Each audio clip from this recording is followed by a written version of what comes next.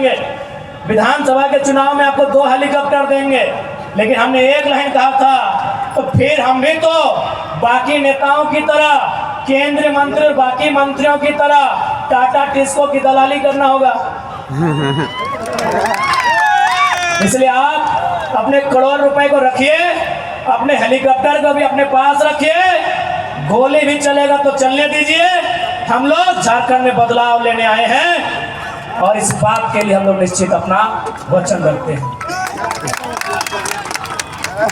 आज बहुत सारे लोग इस बात को कहेंगे कि हम लोग बाहरी बिक्री करते हैं, मैं सिरे से खारिज करूंगा।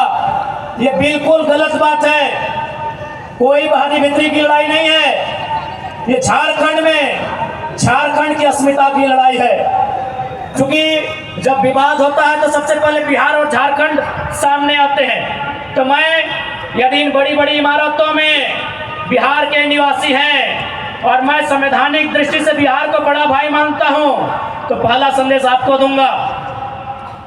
आप ही के राज्य के एक हाई कोर्ट के जज ने हमको टेलीफोन किया था और उन्होंने एक लाइन में कहा आपकी लड़ाई सही है। हमने कहा सर आप ऐसा क्यों कह रहे हैं? बोला यार अगर ये लड़ाई तुम्हारी सही नहीं है तो बिहार से झारखंड अलग काहे बना? ठेकेदारी में भी यूपी बिहार के लोग रहेंगे, कॉन्ट्रैक्ट में भी वही लोग रहेंगे, आउटसोर्सिंग में भी वही लोग रहेंगे, प्राइवेट में भी वे लोग, पब्लिक सेक्टर में वे लोग, गवर्नमेंट के सेक्टर में वे लोग रहेंगे, सरकार को पीछे से वे लोग चलाएंगे। तो झारखंड काहे बना है? ये हम नहीं, बिहार राज्य के एक सम्मानित हाईकोर्ट के जज ने कहा। यानी जो लोग अपना अपना हिस्सा खाना चाहते हैं वो कहीं का रहे, वो हमारे साथ खड़ा है। टेलीफोन से हमारी बात किसान आंदोलन के एक जाट समुदाय के व्यक्ति से हुआ। उसने बड़ा अच्छा तर्क दिया कि आपकी लोकेलिटी की लड़ाई बिल्कुल सही है। यदि मान लीजिए पूरा इंडिया एक होता, कश्मीर से कन्याकुमारी, अरुणाचल प्रदेश से गुजरात, और यदि कोई पंजाब का आदमी, जाहिर सी बात अगर पुलिस को ऑप्शन आता सबसे पहले पंजाब के भाई लोग बनते, और यदि वो असम चल देता पुलिस की ड्यूटी करने, तो क्या असम को कंट्रोल कर पाता? नहीं। ये एक जाट नेता का स्टेटमेंट है कि बिल्कुल सही लड़ाई है। बंगाल में बंगाली, बिहार में बिहारी, झारखंड में झारखंडी।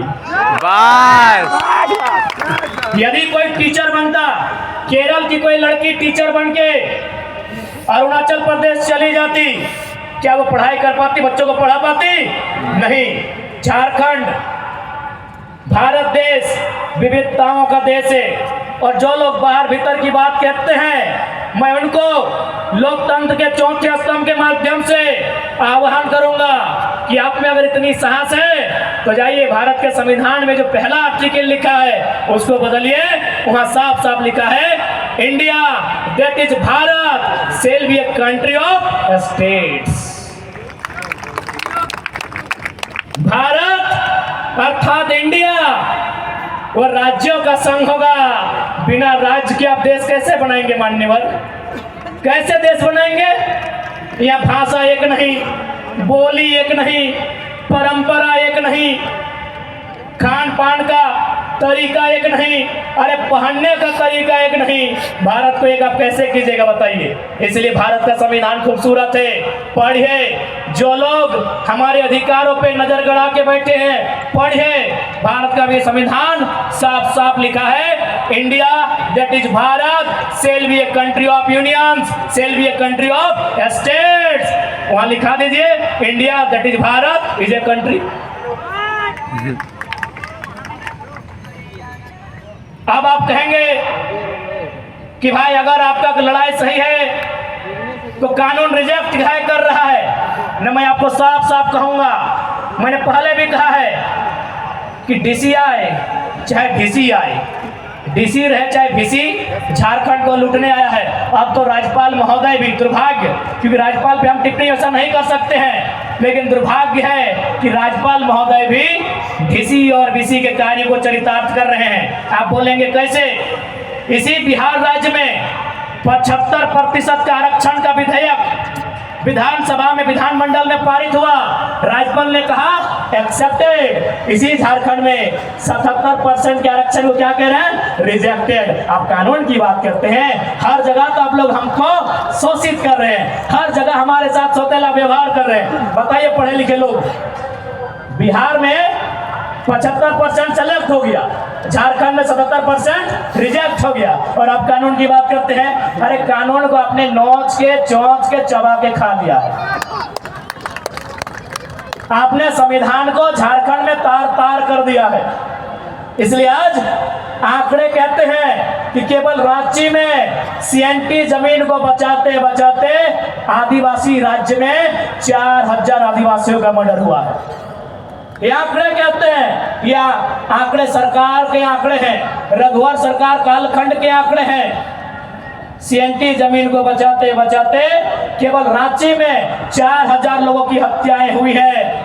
आप सोच के देखिए, जमशेदपुर, धनबाद और बोकारो का गिनती तभी किए नहीं है। आप किस कानून की बात करते हैं जहां हर जगह सबने कब्जा करके रखा है?